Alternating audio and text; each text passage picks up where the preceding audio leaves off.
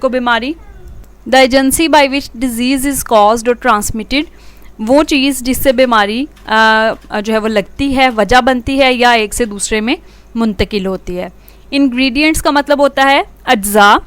The substances that are combined to make something, वो अशिया, वो चीज़ें जो कि मिल के कोई चीज़ बनाती हैं, यानी इंग्रेडिएंट से मिल के जब कोई प्रोडक्ट्स बनता है, ठीक है, तो उसे उस प्रोडक्ट की जो चीज़ें मिली हैं आपस में उनको हम इंग्रेडिएंट्स बोलते हैं। माइनर मीन्स छोटा या मामूली, रिलेटिवली स्मॉल इन साइज, जो कि निस्बतन छोटा है।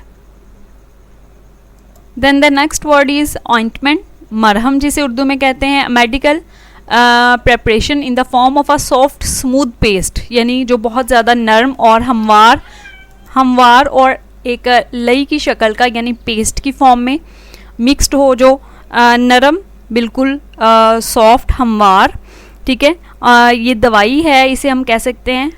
फिर उसके बाद है राइंस, वॉश समथिंग क्विकली, किसी चीज़ को बहुत तेज़ी से धोना।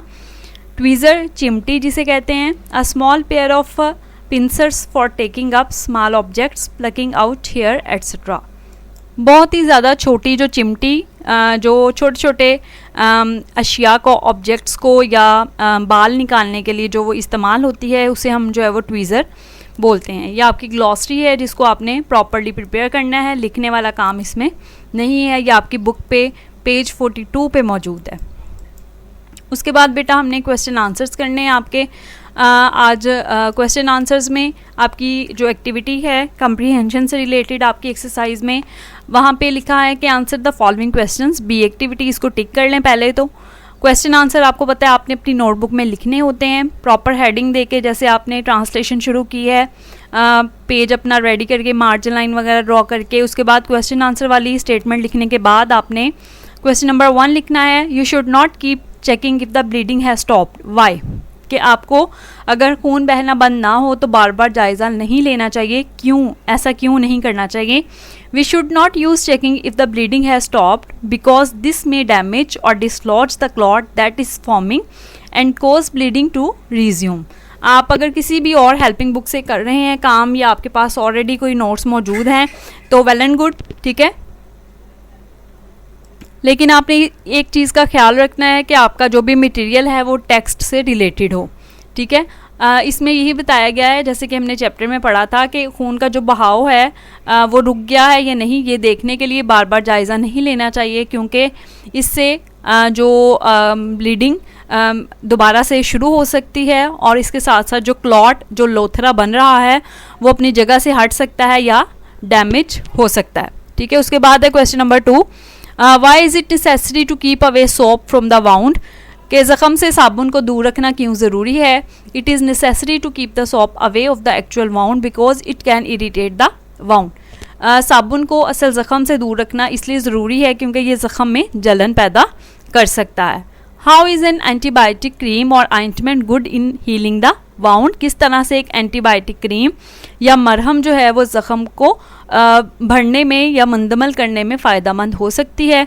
एन एंटीबायोटिक क्रीम और ointment keep the surface of the wound moist and help body's natural healing process to work fast. उसमें ऐसे कोई इंग्रेडिएंट्स होते हैं जो कि जल्दी से, यानी जो हमारा जिस्म का जो कुदरती अमल है ज़ख़म को भरने का या मुंदमल करने का, उसको वो उस अमल को तेज़ कर देते हैं, ठीक है, और इसके साथ साथ वो हमारे जो ज़ख़म हैं उनको नम रखने में भी मदद करते हैं।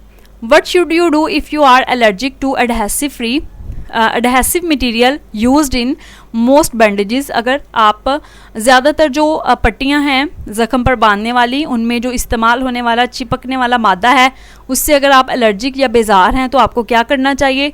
इन this case we should use adhesive free dressings और स्टेराइल गॉज। अगर जो है वो ऐसी सूरत में हमें एडहेसिव फ्री, यानी जो कि चिपकने वाले मादे के बगैर वाली पट्टियाँ हैं, या सूती पट्टियाँ जो जरासीम से पाक हों, उनको इस्तेमाल करना चाहिए। क्वेश्चन नंबर 5 देखें, when do you need to see a doctor, आपको डॉक्टर से कब मिलने की ज़रूरत है। If the wound is not healing, अगर ज़ख़म भर नहीं रहा और you we notice any redness, या हमें कोई भी जो है वो सुर्खी महसूस होती है या हम सुर्खी का मुशाहिदा करते हैं। इंक्रीजिंग पेन, दर्द के बढ़ने का। ड्रेनेज, पीप के इखराज का, वार्मथ हरारत का, और स्वेलिंग या सोजन का। वी शुड सी डॉक्टर, तो हमें डॉक्टर को दिखाना चाहिए या डॉक्टर से रजू करना चाहिए। फिर है what should your first aid kit consist of, आपकी फर्स्ट एड किट जो है उसमें क्या चीज़ें मौजूद होनी चाहिए। इनमें से ज़रूरी नहीं है आपने ये सारी ही लिखनी है या तरतीब से लिखनी है, इनमें से कोई सी भी 4-5 आप लिख सकते हैं जो कि आपको ईजी स्पेलिंग के साथ लगती हैं। Our first aid kit should consist of the following things, first aid book होनी चाहिए, उसमें बैंडेड्स होने चाहिए, elastic bandages, gauze and adhesive, antiseptic wipes, ठीक है, and cotton wool, safety pins and tweezers, scissors, latex gloves, calamine lotion, clinical thermometer और analgesic tablets. ये सारी लिखनी ज़रूरी नहीं है, जैसा कि मैंने बताया आपको इनमें से कोई सी भी 5 जो है वो आप लिख सकते हैं। क्वेश्चन आंसर्स को बेटा आपने याद कर लेना है, नीटली इसको अपनी नोटबुक में लिख लेना है। इसके साथ साथ जो है वो हम MCQs कर रहे थे स्पेलिंग और सिनोनिम्स के। MCQs के लिए बेटा आपको पता है कि प्रीवियस जितने भी चैप्टर्स हमने किए हैं उनमें भी हमारी यही प्रैक्टिस थी कि आपके जो बोर्ड के डिफरेंट बोर्ड्स के ऑब्जेक्टिव पार्ट हैं आपके पेपर के, उनमें जितने भी स्पेलिंग और सिनोनिम्स वाले MCQs हैं उनको कलेक्टिवली इमेजेस की फॉर्म में मैंने आपके साथ शेयर किया था और आपसे कहा था कि इनको आपने प्रॉपरली प्रिपेयर कर लेना है। और जैसे ही इंशाल्लाह आप जो है वो स्कूल वापस आएंगे आपको ये जो है वो नोट्स की फॉर्म में कॉपी करवा के हैंड ओवर किए जाएंगे, ठीक है। तो इनको आपने बेटा अच्छे तरीके से प्रिपेयर करना है। बहुत सारे वर्ड्स आपकी अभी जो हमने ग्लॉसरी की है उनसे रिलेटेड हैं, कुछ आपकी टेक्स्ट जो है हमने पढ़ी हुई है उससे रिलेटेड होंगे, तो ये कोई मुश्किल नहीं है और बहुत ज़्यादा लेकिन इम्पॉर्टेंट हैं, इनको तैयार आपने प्रॉपरली करना है। फर्स्ट पे हम जो है वो करेंगे MCQs आपके स्पेलिंग से रिलेटेड। आपको पता है कि 3 आपने पहले भी किए हैं, 3 आपके वर्ड्स जो हैं वो विद इनकरेक्ट स्पेलिंग आते हैं, गलत स्पेलिंग के साथ, और एक ऑप्शन जो है वो आपका सही स्पेलिंग के साथ होता है जिसको आपने टिक करना होता है ढूंढ के।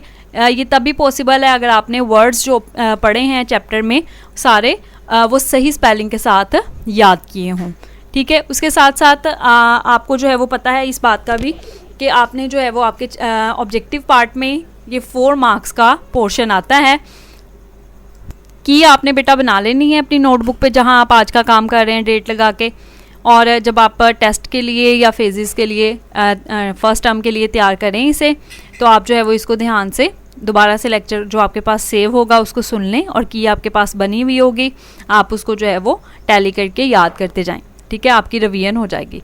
Choose the word with correct spelling, chapter number 4 है आपका फर्स्ट एड इब्तदाई तिब्बी इमदाद। फर्स्ट वर्ड है हमारा प्रेशर। प्रेशर के स्पेलिंग डी ऑप्शन में अगर आप देखें PRESSURE प्रेशर, ठीक है, ये ठीक है, फर्स्ट का आपका डी आंसर है।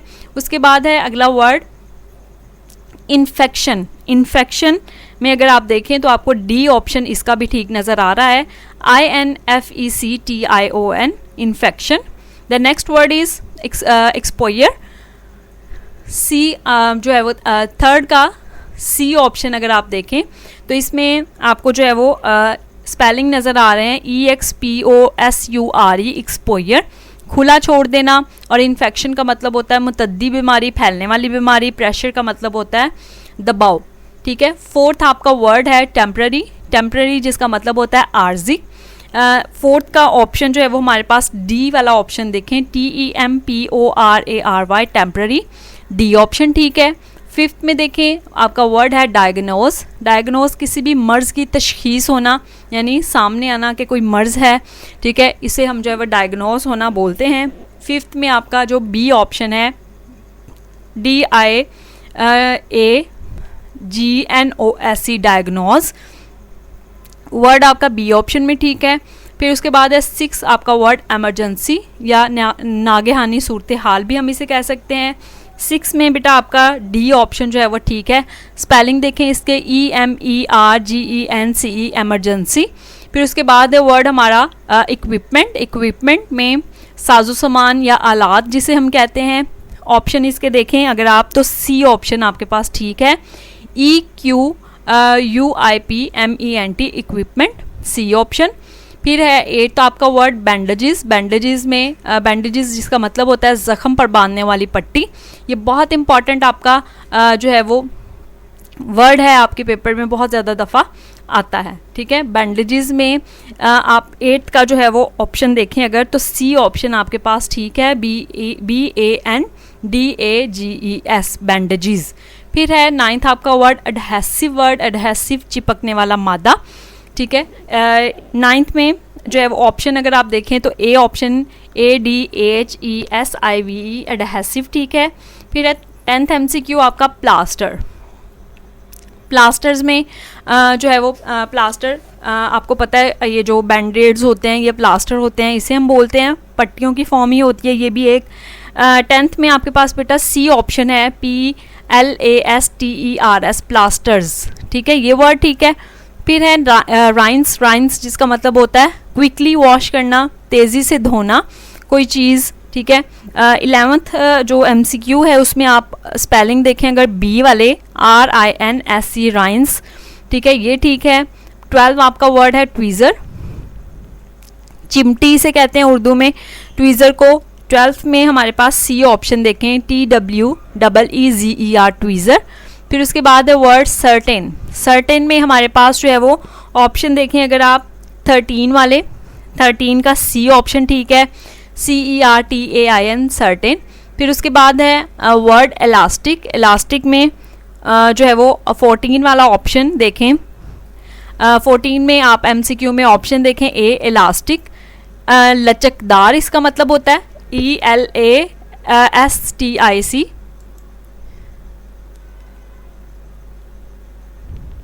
The next word is minor जिसका मतलब होता है मामूली। 15 आपका जो MCQ है उसमें आप देखें आपका ऑप्शन जो ठीक है वो है डी, MINOR स्पेलिंग इसके हैं माइनर, ठीक है। दोबारा से इस स्लाइड के जो MCQs हैं उनकी की रिपीट कर रही हूँ, ध्यान से सुन लें।